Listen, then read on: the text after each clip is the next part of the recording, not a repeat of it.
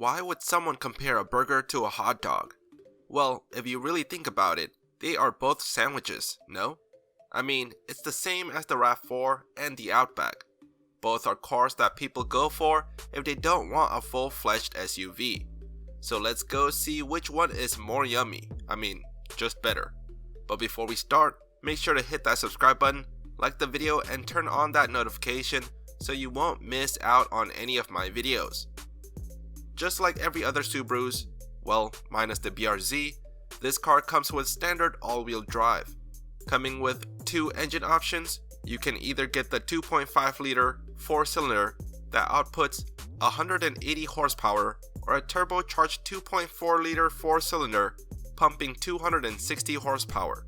Overall, combined MPG rating is 25 to 29, while it's estimated to start at $30,000 to $50,000. The new RAV4 ditches the boring old gasoline-only powered engines for a 2.5 liter 4-cylinder hybrid that outputs 226 and 236 for all-wheel drive, and a plug-in electric hybrid that creates a whopping 320 horsepower. As a result, the new RAV4 gets an overall combined MPG of 40 to 42 and an MPG equivalent of 94 for the plug-in, that is. Estimated prices starts at $34,000 to $51,000. Despite being a wagon, the Outback is stacked when it comes to off-road adventures.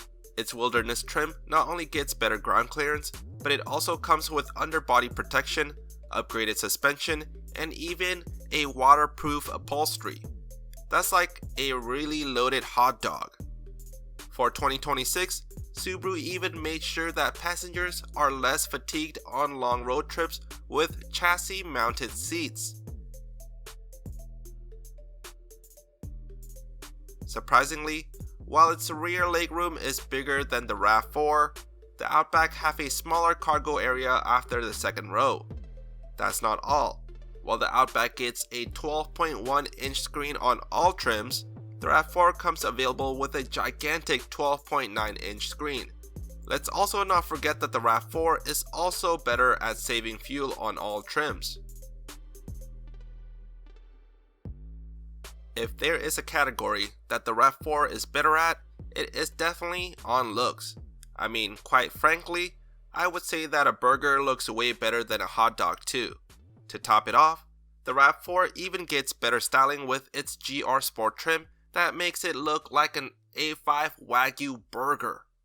Of course, other than that, the RAV4 has a wider range of powertrain options and over-the-air update technology that the Outback can't compete with.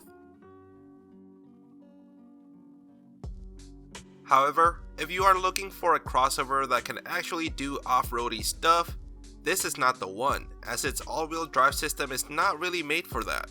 Since it's only available in fancy smancy powertrains, it's no surprise that it's estimated to cost more than the Outback. Plus, unlike the Outback, the RAV4 has a less upscale interior styling and material. So, which car is better? I would say if you can get past its outer looks, the Outback is a great car that gives you all the capabilities of an SUV without actually being in one. While the RAV4 does save more gas and have fancier tech, the car is not for those who seek adventures and more for city dwellers.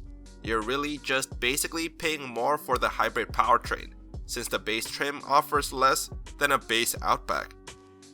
Alright, well that would be all for my comparison between the new RAV4 and the new Outback. Sorry if I made you guys hungry. Let me know down below what you all think, and I'll see you guys next time.